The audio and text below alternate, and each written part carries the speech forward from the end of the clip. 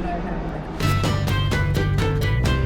my Welcome to Media Path. I'm Fritz Coleman. And I am Louise Palanker. Here on Media Path, we cherry-pick the latest offerings from the entertainment landscape and offer them in hopes that you'll agree that it was time well spent. And we have the coolest guests, and we're going to introduce her right now. She is, honest to God, the love goddess, the Aphrodite of the accordion.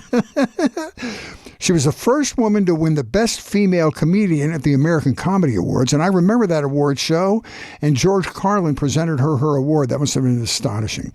She's an amazing stand-up. She's had her own specials on HBO, Showtime, Lifetime. She's a 2-time Grammy nominee. She's an author of books like Attention Butt Pirates and Lesbertarians. my album. The book is... Your album, well, it doesn't matter. I don't know what it is. It just I laughed my ass off when I heard that. And Full Frontal Tenudity. She is an ordained minister in her own religion, Judaism. She's an actress, and she's produced her own movie that is streaming right now on Amazon called Desperation Boulevard. I love this woman, Judy Tenuta. Thank you for being here, Miss Judy. Thank you, Fritz, and thank you, Louise. Thank you so much for joining us. I want you to describe the philosophical parameters of Judaism. Mm-hmm. Oh, my goodness. Well, basically, basically, I want all women to be worshipped as love goddesses. Mm-hmm. That's number one. And many women say to me, oh, goddess, how can I be worshipped as a love goddess? Well, as you know, you've got to be sassy to your love bucket. And yeah, right.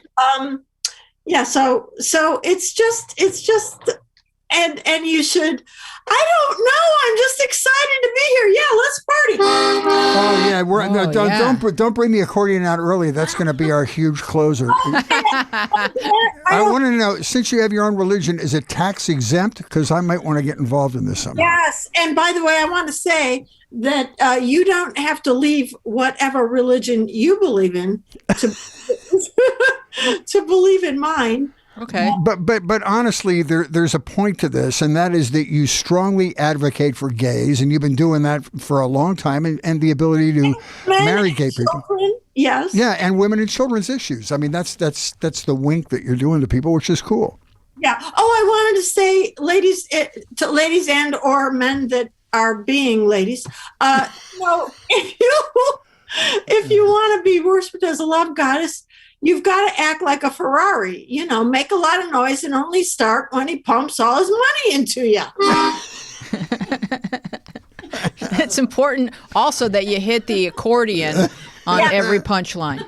That's going to happen because of course. Yeah. It's critical. So you encourage conversion because it's more it's a way of life. It's sort of like, what are some other comparable religions where you don't have to leave your religion to join the religion? There's no other. I don't think there are others, are there? I don't believe so. No, I think it's in a class. I don't think the Pope would like it. Do you? Oh my God, one of your funniest jokes in your whole career is, I used to date the Pope, but I was only using him to get to God. That is correct. That's such a great joke. And I went to the all-girls. My parents were I love my parents. They sent me to the all-girl Catholic school, St. Obnoxious in Bondage. The nuns. But you know what? Here's what I loved about those nuns, I don't use dangling participles, I use proper English. Oh my God, doesn't it make you cringe? You know this at being on the radio and your own podcast. Oh, I can't stand it. People actually still say to me, hey, Jude, I seen you. Oh, no. Look, I think that you can maybe incorporate some grammar in Judaism, that you can, if you make it a little bit more like Scientology, people have to purchase the books and work their way up to speaking properly so that they can become a god. That's right. Oh, that's correct. There it is. So your book is blurry like your background. Sorry. It's Judy in space. Yes, it is Judy, and full frontal tenudity. I love that book because it comes in 3 sections, and each one is hysterical. One is Judy's Hollywood to English Dictionary, and the other is Judy's Sassy Stoner Snacks. Judy, would you like to read a selected excerpt for the class? Oh, my God. I should have picked this out earlier. Oh, we can cut. Yeah. Well, one of the... And the last section 3 is 40 ways to breed a love slave. Is it breed? Or love, yeah, whatever, I say these things like, one of the things that I say is, you can't trust, please do not trust the internet. Do not go on the internet to look for love. Because everyone lies, you know that. They make up their own bio, and So, especially when they say things like, "Oh, I love the outdoors and basking in the sun for hours." Yeah, he sells oranges on the freeway. That's right.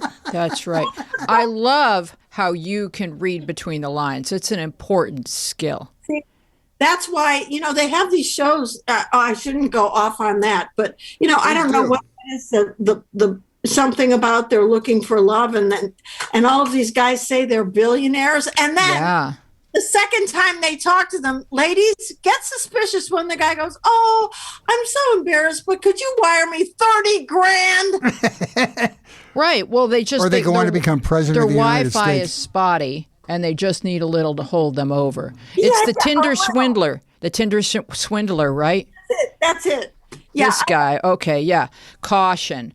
All right, so I want to know if your parents thought you were funny. Oh, you know what?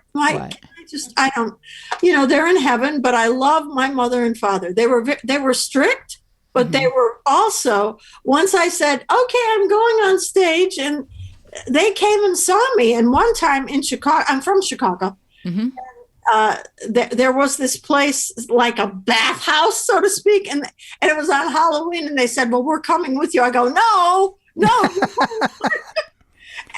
were like, they were there, and my mother's like, "Oh, that's so sweet how they just lie down in their towels." Your parents a bathhouse on Halloween? Oh, yes. I love it. I love your parents. Chicago. They were the best. I love them. Yeah. So that's where you started stand-up, right? Did you do Second City as well there? Well, I took the course with Del Close. I took the course. I wasn't, I just realized when I started doing these things that, maybe it would be hard to go on the road with like 4 people. And I said, I think I just have to do it myself. So, yeah, that worked out for me because right down the street, you probably know this, Fritz, was Zany's. Yep. You know that. And a lot of clubs in the early 80s. So many places that you could go to do it, and even some of the jazz, and Chicago's famous for blues. They had a blues club called Ratso's, and I even said, could I go up? And they go, yeah. And I go, oh my God, these blues guys are a great audience. They were laughing, and then I started in a jazz club, and that was why it was a very nurturing environment, because stuff doesn't have to be perfect. They're very supportive of you if they see what your intent is, and it was a great way to learn. You didn't get killed with the hecklers or anything. What I found out was, I said, "Oh my God, they're such a great audience. They're laughing so much," and the guy goes, "Yeah, they're high." Okay. So tell me how Tell me how you developed the love goddess character. Was that just something you created before you started, or it sort of evolved? Well, I came from a family of a huge Catholic family, so I'm half Polish and half Italian. So my parents were always taking a hit out on each other, and really the accordion was my mom's IUD, and I popped out wearing it, and I didn't really have a choice. There were can you believe they had 9 children? God bless them. Sure. But as a result of that, I never heard myself speak until I graduated high school and went to the University of Illinois, where I went into theater, and I go, oh my goodness, when you're on stage, people do listen to you. Huh. Yeah, and you get something to eat, and it's there's a lot of pluses. No. So did every kid in the family play the accordion? Oh no. Okay. They were smart. They didn't show any aptitude. But Yeah. I did. I mean, in fact, I would say when I saw the accordion, I was only 7, and I'm a little girl, so I thought it was a toy. And my mom said, well, you got to practice every day. Well, I don't know what that means, really. And then I'm outside playing with my girlfriends. She's like, Judy Lynn, get in the house. It's time for you to play your squeeze box. She made me go in the room that she designated half an hour. And I thank them so much. Thank you, Mom and Dad. What was the first song that you learned? Oh, the first, well, you've probably heard, if you've taken accordion in school days, which I can't even remember how to play that. School days. I don't know. I could sing it, but I don't know how to play it. But I was very good at making up my own songs. I was not like, any of these great. You weren't a cover band. Oh, yeah. I could not be a cover band. I could not cover a song. I made up that's how I came up with, the Pope song. Oh, they're all polkas. Oh. Yeah. And so that's a good thing because I could make up my own songs because as you know, as the Beatles said, you have to do your own music. Also, if you have your own religion, you're going to need a hymn book. Oh, so it's handy. Thank you. Yeah. Correct. Absolutely correct. So when you started performing stand-up, was it what we see you doing now? What I mean is you went out with the accordion, or did you just do jokes, or was it this character from the very beginning? Well, when I came out, I was, I would come out and go, oh, I'm a petite flower. I started out as a petite flower. Then I realized, being raised Catholic, the Virgin Mary had like all of these titles, Power of Ivory, House of God, Mother. And I thought, well, I have titles too. I'm a petite flower, fashion plate saint, Earth Mother Hostess, Geisha Girl, Healer of Hermaphrodites, Empress of Elvis impersonators, and Aphrodite of the accordion. So, because we're all many things. We're all so many different textures and colors and nuances, and that embodies all of humanity and maybe femininity. Oh, absolutely. We need to be petite flowers, and we need to be worshipped, and you can have both. Absolutely, yes. Who inspired you as comics? You know what? Can I just say, and I want to say this, I meet some young comedians and they say, I say, listen, you need to study all the great, going all the way back to the silent great movie stars. Like I loved Harold Lloyd. Absolutely. Buster Keaton. Buster Keaton. I adored Buster Keaton and Charlie Chaplin. Mae West. Come on. Yeah. She was one of the first women in films that had complete power over everything. First of all, she produced her own movies. She hired and fired people, including W.C. Fields, and didn't put up with crap from anybody, which was unheard of in the motion picture business earlier. Correct. I adored her. Cool. And then hopping into more of, past the 1950s, of course, I loved all the comedians that you love, and one of them was George Carlin, who on, he was the godfather of modern comedy, which absolutely is the being an observational comedy, and so come on, we love him, and I was so honored to open for him. As soon as my first HBO special came out, his manager got in touch with my manager and said, would you like to open for George Carlin? They didn't even have to say the second name, and I go, I'm there. Oh, anyone named so George cool. Burns. Yeah, right? And Joan Rivers loved you. She reviewed your book saying, Judy, you're hysterical. Yes, I loved that woman. She was a mentor to me. She put me on all of her shows. I even co-hosted some of her morning shows, and we had the best. She was so great. Also, extremely generous. You know how important, what do you call it, craft services? Oh, forget craft services. He had a gourmet chef backstage whipping whipping up omelets for breakfast. And I know. So I said, Joan, you've got to stop this, because I came to the show as Judy Tenuta, but by the time I'm finished, I'm going to be Roseanne. I love this food and crap. How did Joan stay so slim? I never saw her. We went to lunch a few times, and she was so sweet. She would always talk about her jewelry, because I would ask her, because she had these fabulous rings and everything. So I would notice that she didn't really eat her food while we were talking, but so. But okay. She ate a little, but not much. Yeah. Who were some of the Chicago had such a wealth of great comedians.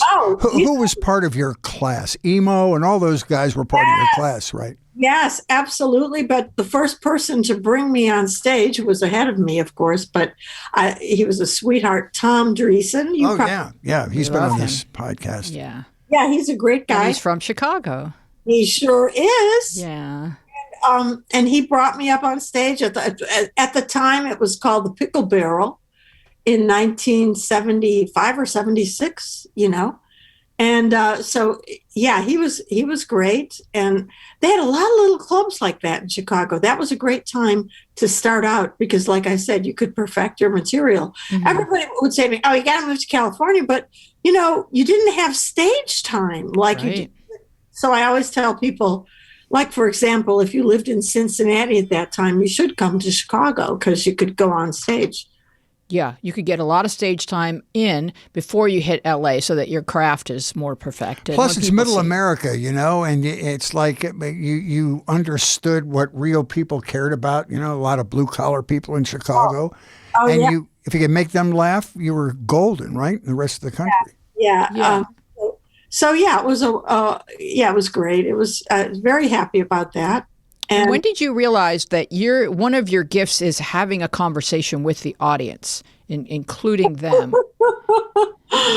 I just felt like I needed to do that at the time, but I got chastised for it. I was told, Judy, don't do that. But, I think it's a lot of fun when you're having a live show. Oh, yeah. Exactly. And usually when you're on stage, there's people there. I mean, not always on Zoom calls, but, on stage often. They are actually on stage, yes. No, yeah. Well, they're present. And I guess the pandemic has been really difficult for performers, especially stand-up comedians, where the whole concept of what's happening is super spreader. People are screaming and laughing and with low ceilings. Yes, exactly. Well, I haven't been on a plane for 2 years. You probably have. Nope, I haven't either. Yeah. Oh, okay. No, See? No. I don't want to wear a mask for that long. Are you back booking shows now? No, I am I'm very excited about I love doing charity for people. Like I told you, I'm doing something for the Shriners Hospital for Children on March 5th. They're going to have they're actually having a dedication to Harold Lloyd, the Harold Lloyd Family Foundation. And he was he was awarded something very special by the Shriners. And so when they asked me, of course, I loved Harold Lloyd. Plus I love that the Shriners take care of children, because, the hospital was first instituted for children with polio. Mm-hmm. That was a big deal. So I'm going to do that March 5th. So I'm very happy about that.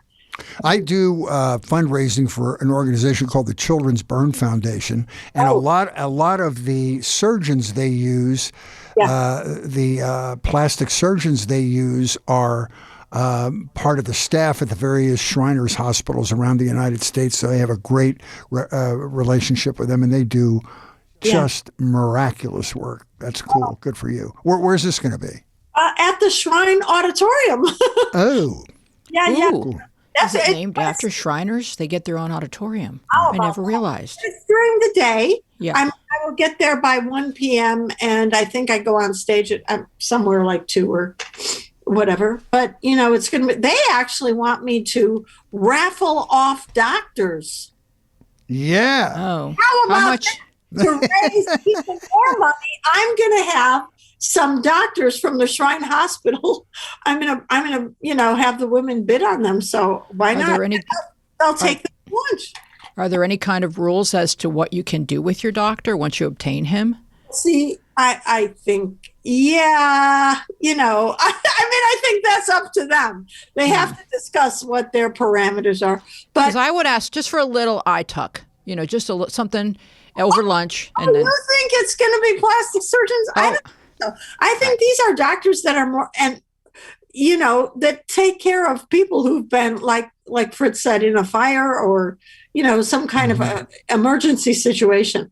I don't think they do a lot. And they don't have to have the ability to pay, which is the cool thing. Their fundraising supports that, people that support Shriners Hospital, because kids can have catastrophic illnesses and not come from families that can afford to pay for it. So it's important. I'm wondering, Judy, if you and I went to high school together, what group were you hanging out with? And oh my God, I was so I went to actually the real name of it was Immaculate Heart of Mary, and all these rich girls, and I was not rich. So they were a little, but I would always kind of be doing jokes. I could imitate people, so I could imitate the different nuns, and they liked that. So, I was kind of popular for that reason. But that's fun. Yes. And here's the other interesting thing. I will never forget certain people like Mary Kathleen. No, I'm sorry. Take it back. Her name was Kathleen Keegan. Beautiful voice. She would often perform at the various, auditorium, talent shows and all that stuff. Yeah, that. It's a Catholic school, so we didn't have anything wild, She would sing solos, and I thought, oh, she's going to be, and you don't. I didn't see her after that. She just got pregnant and got married. Not that there's anything wrong with that, by the way. But I then they were all surprised. What is Judy doing? Love Goddess with a squeeze ball. What's going on? She was so quiet. Have there been any reunions? Well, I'm sorry, I didn't go to them. Me either, till my 50th one. Then I went to that one. You did? What was that like? Yeah, I performed stand-up at my 50th high school reunion, and it was the most terrifying experience of my life. And believe me when I tell you, there was faculty there that worked at my high school. Honest to God, they wheeled them in, and the gym teacher was there, and it was awful. Did you have to climb a rope? No, I didn't have to do any of that. Yeah. But it was. I felt like I climbed a rope naked, performing in front of these people. You are very brave. Very brave. I guess I was trying to prove something, that I hadn't wasted my entire life to these people. It was so terrifying. And how did it go? It went well. It was good. Oh, that's because so I did cute. Personal jokes about people that I couldn't do at the time. Oh, there's some vengeance there, I guess, huh? Mm-hmm. So, who is your audience, Judy? Who do you have a pocket of audience? For instance, Kathleen, Madigan. Yeah, Kathy Griffin firmly admits that 75% of her audience is gay. And do you have a pocket that? I do have a gay audience, but I have a lot of women. I get a lot of response from women. People who actually came to my shows were women who got their husbands to bring them, or they would come with women. And then there would be a pocket of gays, gay men and gay women. But mostly the audience, I would say, was, middle class American, or maybe not even all American, women and with their husbands or with their friends, I would say. But you are so cute on stage, and that's a dangerous term to use with a comedian, but you are. And even when you're jacking with some man in the front couple of rows, it's so fun, and they react well. There's nothing threatening about it. It's really endearing. I think it's therapeutic, too, because she's cracking wise at things that a lot of people are feeling but not saying out loud, especially between couples. And I think it's therapy.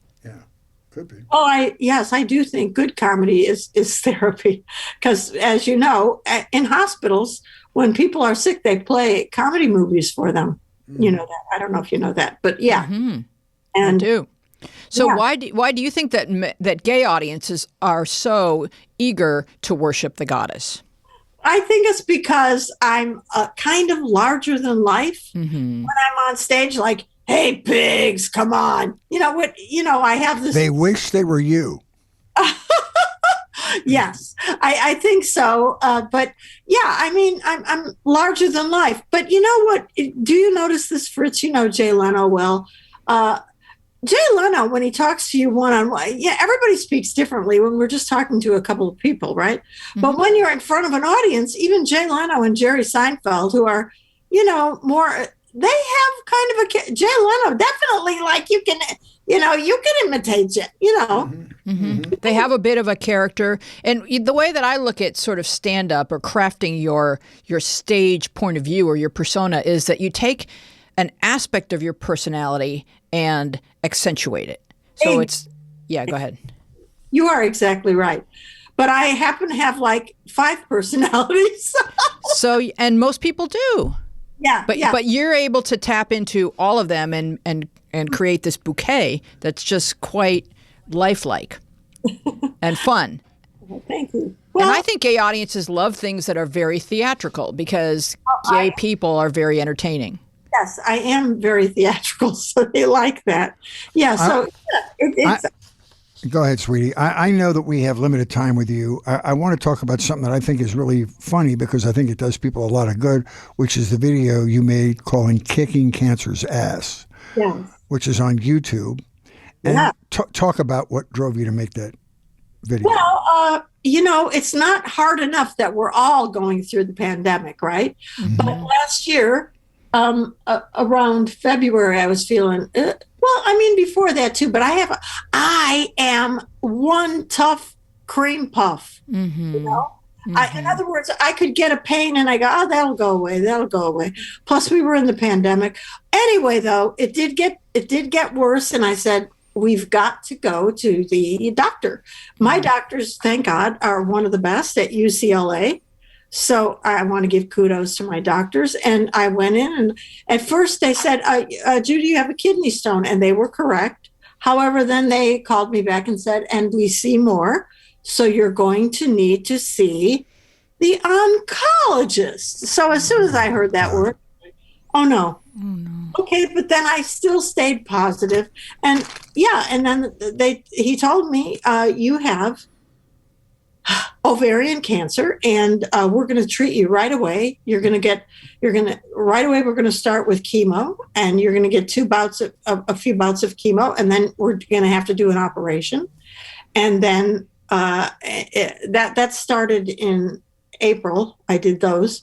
And then I got the operation June 29th. And then I had one more bout of chemo starting, I want to say, in August. And I was finished by September 16th, and I'm still standing, as they go. That's and God, so this is very recent.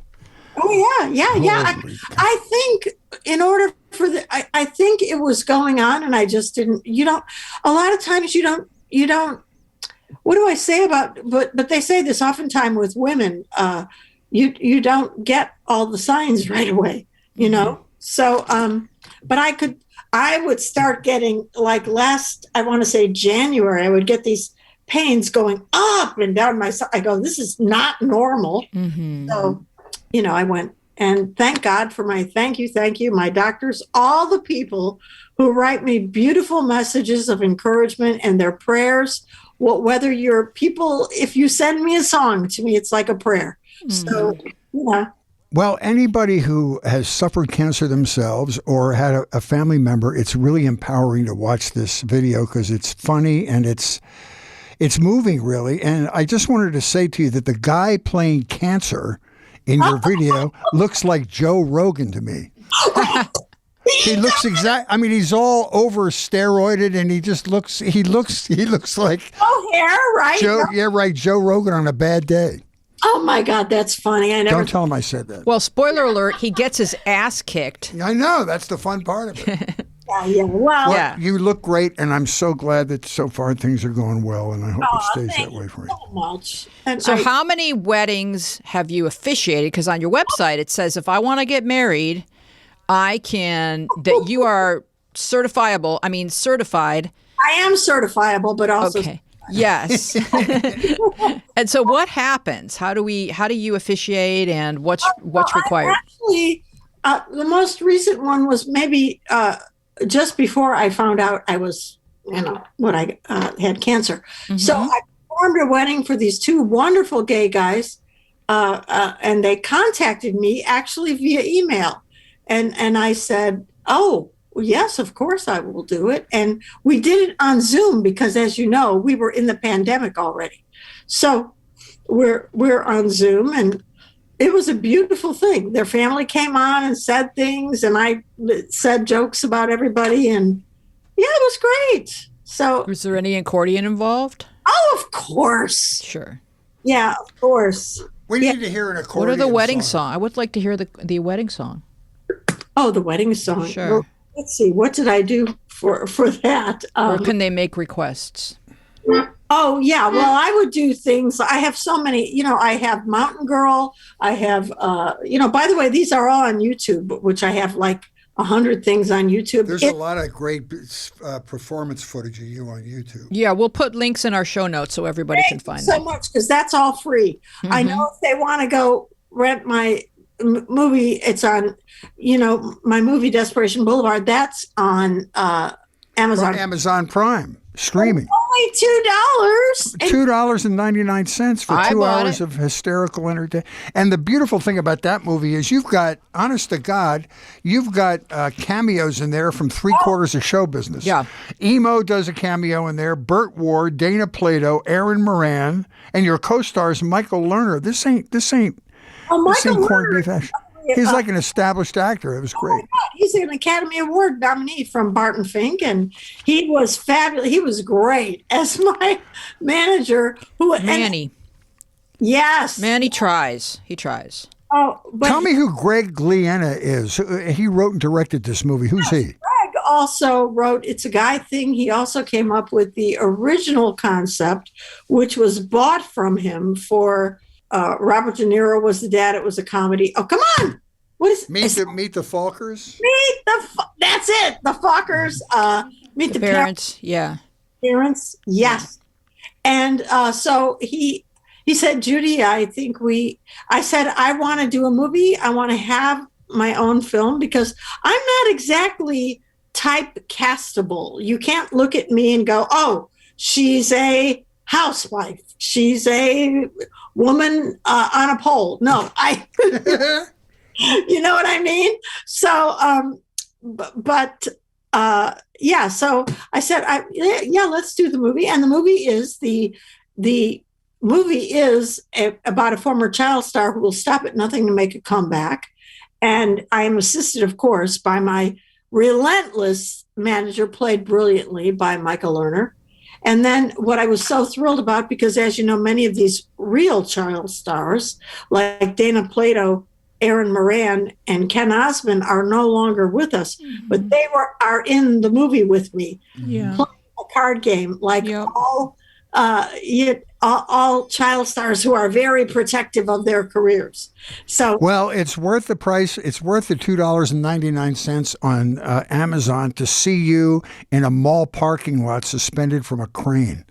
With angel wings. How long were you suspended from a crane? Oh my God, we had to have breaks. It was tough, but it was worth it. Isn't that something, that scene? And then different people climb up a ladder just to say hi to me. Yeah.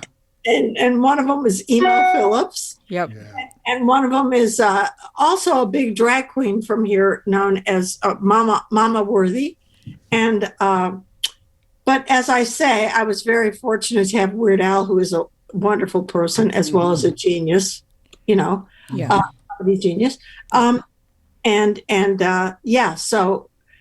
it turned out I'm very happy about it. So if people get a chance to see that, but as I say, if you don't have any money, just go to YouTube and subscribe. Absolutely. That's such good advice. Bust out one song for us before we leave.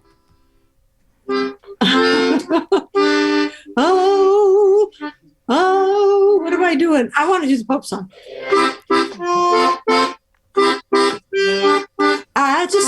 cowboy to ride me home. I just want a cowboy who's rich and lives in Rome. I just want a cowboy with gold-plated soap. Yeah, I just want a cowboy named John Paul the Pope. He'd be my main man, I'd be his blue nun. He'd teach me how to kiss the ground. I'd teach him how to duck from a gun. Oh, that's bad. Oh, I just want a cowboy to whom I can confess. Yeah, I just want a cowboy in a long white silky dress. Wow, I wonder if he has ever heard that song and knows it's on my first album, which is Buy This Pigs. And yes, so yeah. I'll tell you, I just love you, Judy. I always have. I'm so glad I had this chance to talk to you. I remember when you came to town, you and Emo came to town at the same time, and I happen to think Emo, to me, is one of the most interesting stand-up comedians ever.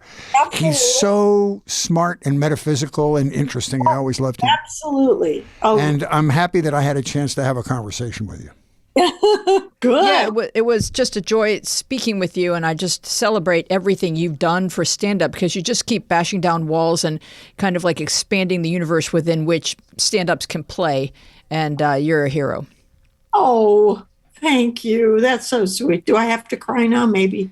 Maybe a little tissue would be handy. No, it was an honor and a pleasure to be with both of you. Really. We love you. Continued good health to you, my darling. Good to talk to you. Thank you. And remember, yes, I love you and I love everyone who wishes me well. And remember, it could happen. We wish you so well. All right. See you later, darling. Bye-bye. Thank you. Bye. Thank you. So I'm going to jump to the part of the show where I say something that Dina wrote for me. Everybody, please enjoy the following speech. Join our growing Facebook community. Our group is called Media Path with Fritz and Weezy Podcast Community. Find it under the Groups tab on our page, Media Path Podcast. The group offers exclusives, behind-the-scenes photos and info, early notifications, and sneak peeks on upcoming episodes and other news. And we'll be running regular giveaways of a prize package that includes signed books and swag from our guests. You can also subscribe to our fun and dishy newsletter at MediaPathPodcast.com to never miss an episode and receive other news and updates along with handy links and info on all of our recommendations. For example, you'll get links to all of Judy's YouTube videos and everything else, Judy, that you need to possess. And now... I am impressed with the enthusiasm of the members of our fan page. It's fun. Like a QAnon fan page. These people are obsessed. It's so cool. Yeah, and they're ecstatic to be our friends. We keep dropping clues, and they just search the internet for proof that what we said was accurate. It's so much fun. Whenever you say HRC, they know we're talking about Hillary. They're smart. Our group is smart. So Fritz, what have you... So we were going to watch stuff this week and then recommend it to people. And usually we do that before the guest, but Judy has a very busy schedule. So now we're going to do it. And I want to know what you've been watching this week. Well, I just finished watching the last 2 installments of a 4-installment production by CNN about Lyndon Baines Johnson. You have to say LBJ so the QAnons know who you're talking about. LBJ, Triumph and Tragedy was the title of this.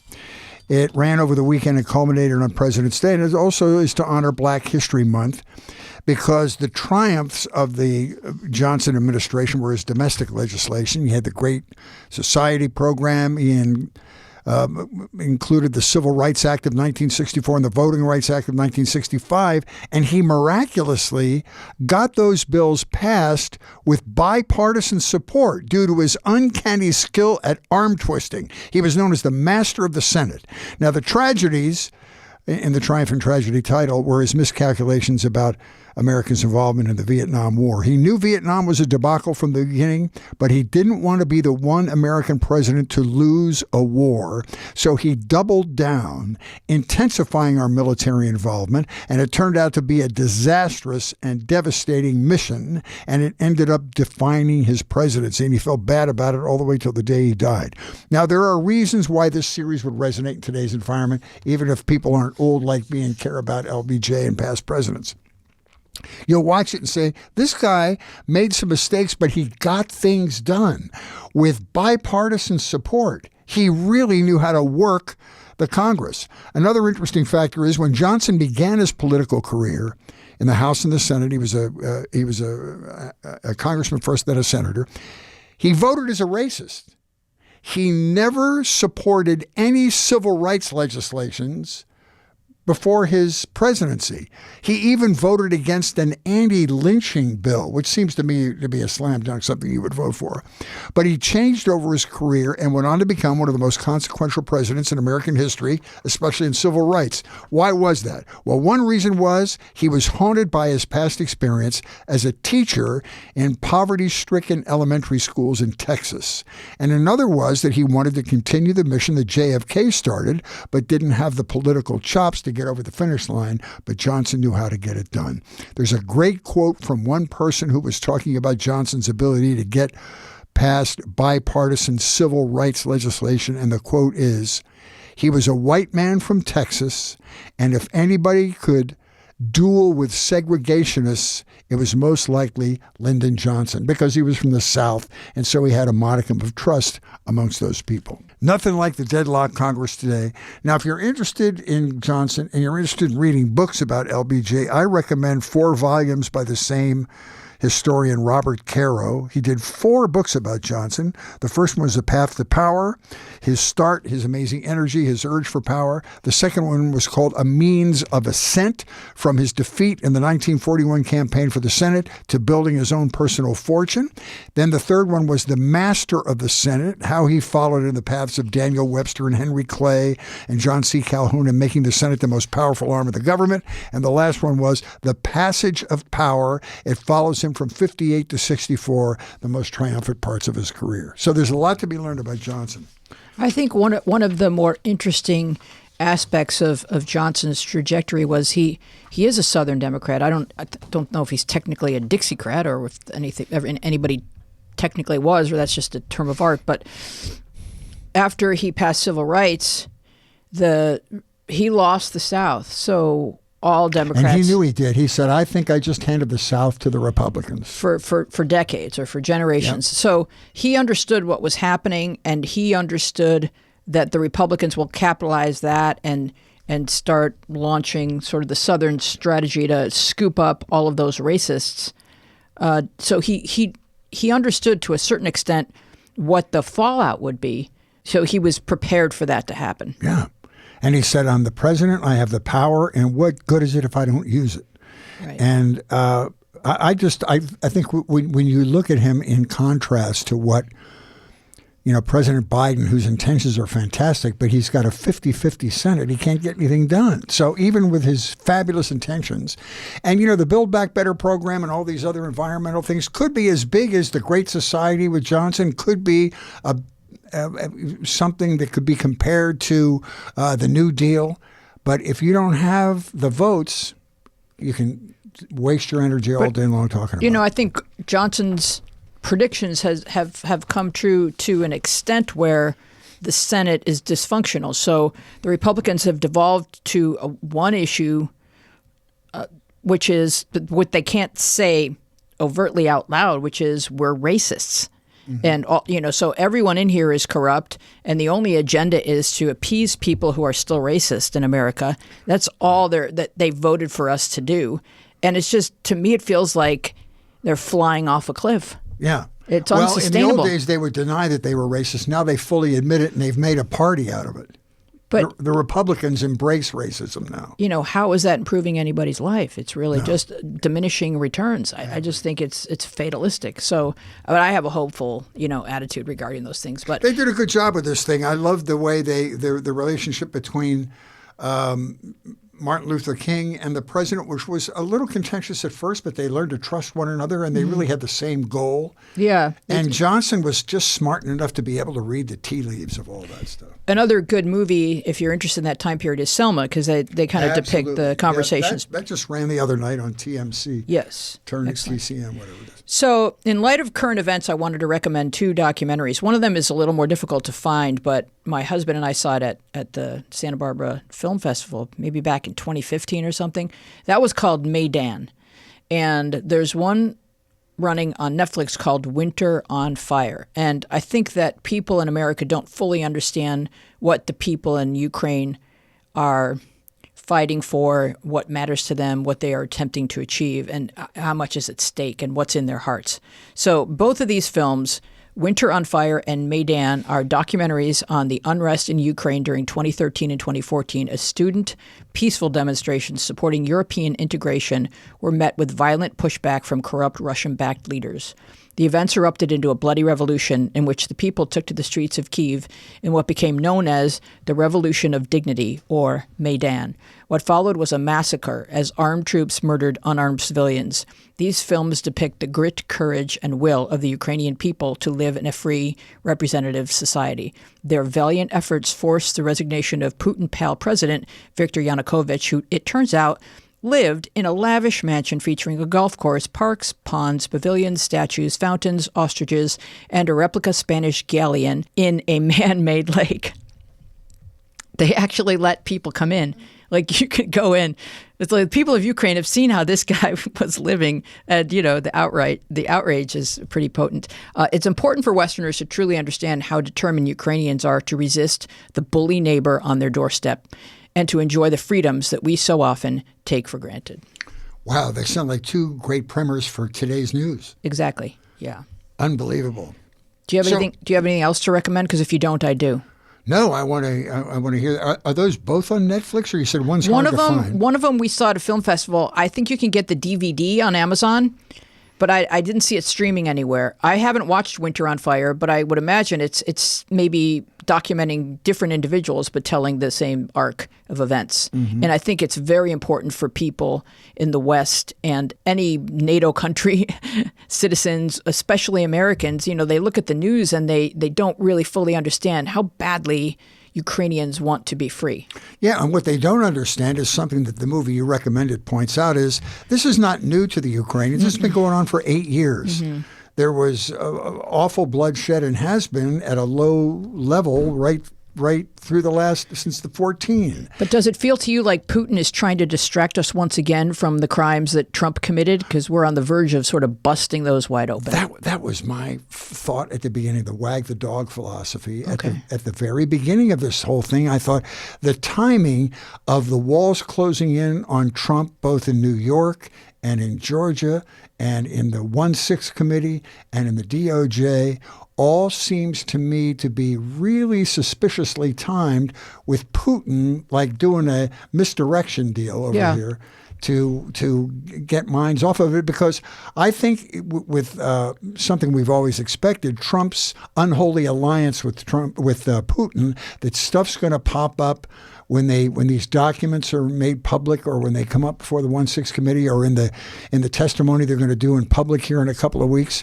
I just think, who knows what we're going to see in that. And it just seems like the world's easiest connect the dots puzzle, because, you know, you've got Tucker Carlson and whoever else, you know, one of the Graham kids or whatever, you know, so you've got a religious guy, whatever his name is, Franklin Graham, and then you've got Tucker Carlson all saying, "Hey, go Putin! Putin, you're doing awesome! You know, I don't get way that. to go, sport." And Tucker does Viktor Orban, who's just as bad but more sly about it. What's that all about? They all work for autocracy. They work for team autocracy, and they're trying to overthrow the American way of life. But there was no organization more rabidly anti-Soviet than the Republicans. What's causing this feeling now where they're pro-Russian and anti-American? Well, you know how televangelists can easily dupe people?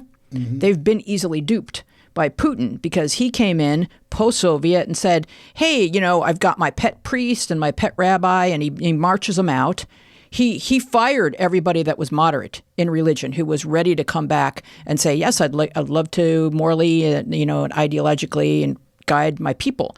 There was a reformed rabbi and like normal reverends. Are you talking about Putin? Yet, they were all kind of way under the radar during the Soviet Union, because that was a godless state, so no religion was allowed. So all of the religious leaders that were respected and moderate and very good at guiding their people, they wanted to come back as soon as the Soviet Union was toppled.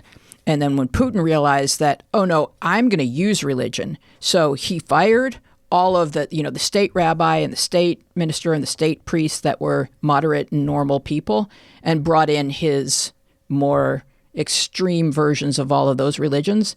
And then they went about sort of cultivating people in other countries who are very religious and saying, you guys like Jesus? We like Jesus. So they went about making friends with a lot of right-wing evangelical people in the United States. And so people like Franklin Graham feel like... And they were pro-Trump, and that was their, it was all transactional. They go hunting. The oligarchs come over, and they go hunting with them, and they talk about guns and God and all the things they have in common. So they're value mirroring. It's all a big puppet show. Mm-hmm. And meanwhile... The other thing, I would love to discover that that Putin's design here was to deflect attention from Trump and his relationship to Trump and all that's going on here. Plus, he also knows that it's not 100% a foregone conclusion that Trump won't be reelected. So he could be seeding the next election by doing something that deflects attention. But I also think because of where Putin is in his career, he's been in this job for 20 years, and people in the Soviet Union are getting hip to the fact that he now might easily be the richest man on the planet. He's squirreled away all this money, as have the oligarchs. They're getting, the Russian population's getting hip to his MO, and it might be that he's deflecting attention from his own problems in his own country. Mm-hmm. Have you seen the documentary on Netflix called The Family, I believe it's called? Yes. So that's sort of a Christian cult that's into infiltrating all of the power dynamics of the United States, be they political, business, whatever it is. And so their motto is Jesus plus nothing. So what that means to me is like, as long as you say Jesus, it really doesn't matter what you do. So Trump said Jesus. He never went to church, but he said Jesus, and that's all they needed to hear. Mm-hmm. So Putin says Jesus, that's all they need to hear. They're trying to usher in the kingdom of heaven on earth. So their agenda is not in compliance or in alliance with American or with the United States national interests and security. It's completely out of alignment. For example, take global warming, for example. They don't care because they think that they're going to heaven very soon, or that heaven's coming down to earth very soon. Mm-hmm. So this keeping the planet safe for our children and our grandchildren isn't an issue. It isn't a pressing issue for them. Fortunately, there's another documentary out talking about the schism that's occurring in the evangelical movement, mm-hmm.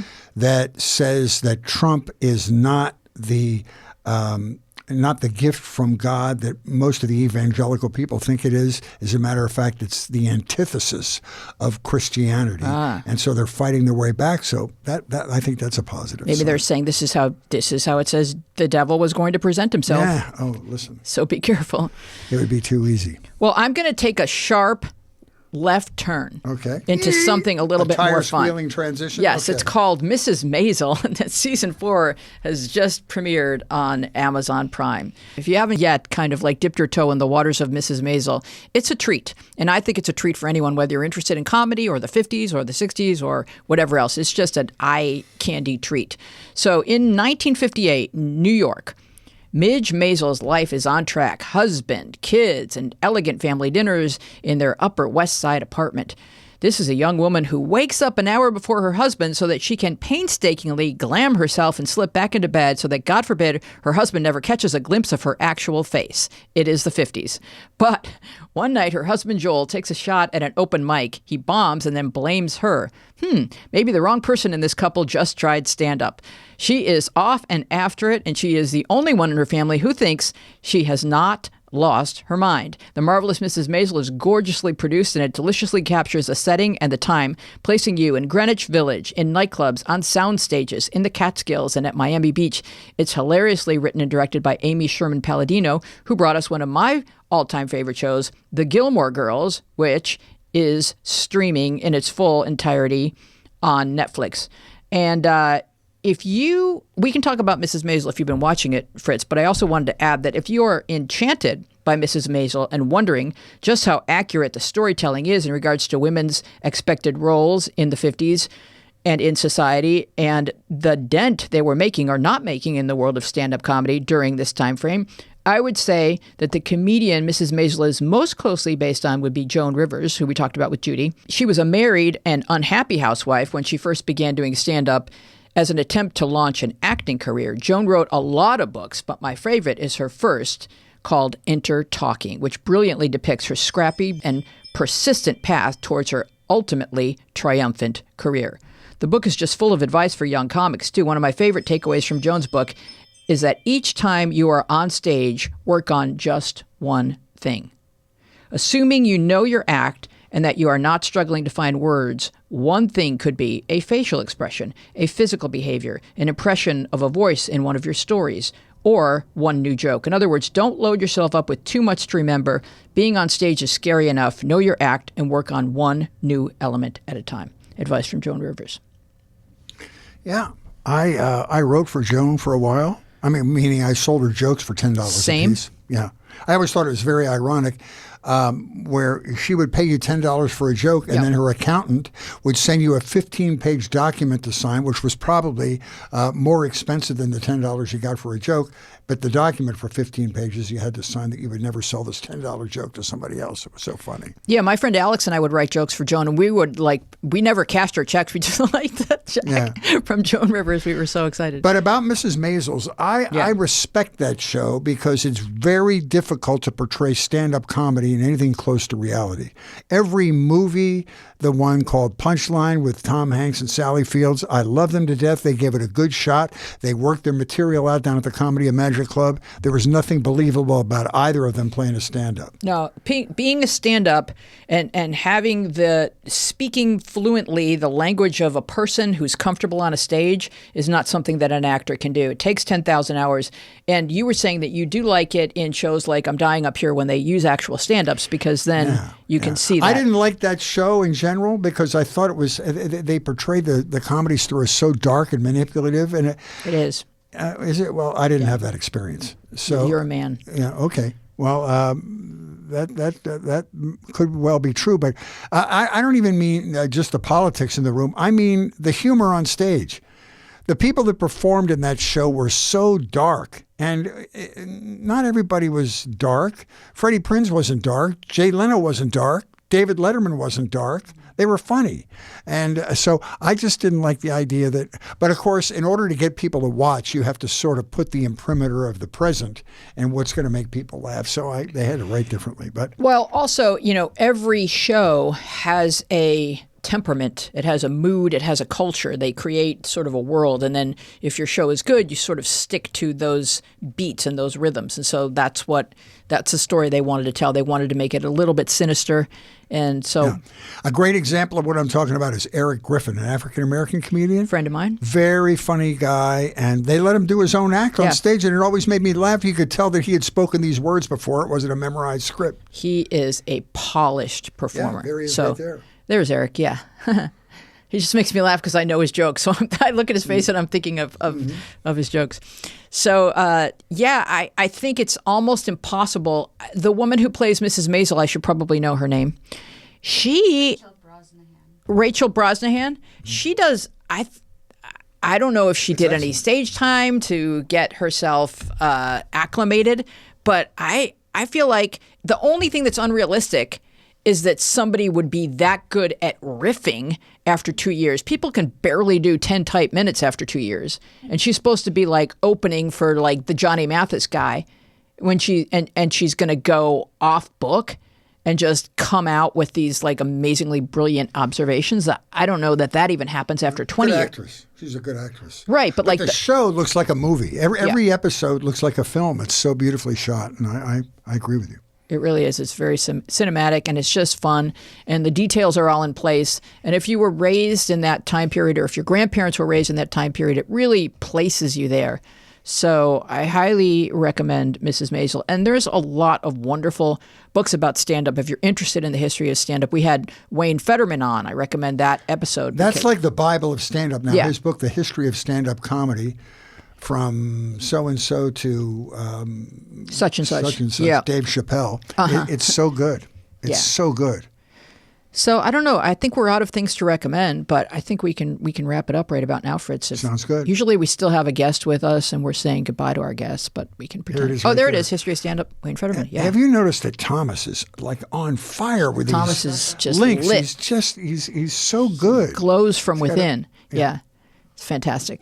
So this has been a great episode. Remember earlier when Judy Tenuta was here? That was fun. So I'm going to, do you want to tell people to review our show or ask them kindly to do so? I would like to ask them sort of informally to please review our show because we're trying to spread the word. Now, we're very happy to tell you that our show is exploding in the country of Norway right now. Huge. We've got a spike in viewership in Norway, and we're sort of like the German government in the 30s. We're conquering the Northern European countries because they're easier, and we're going to work our way down and then have everybody at the end. Yeah. But if you review our show, it helps to spread the word. And join our fan book, our Facebook fan page. Especially if you're from Norway. We're especially interested in hearing from King Harold, because we saw you when you were a little boy on the PBS show about the Queen of Norway who escapes the Nazis by becoming best friends with FDR. And Harold is a little boy, and I immediately Googled him. He's now the King of Norway.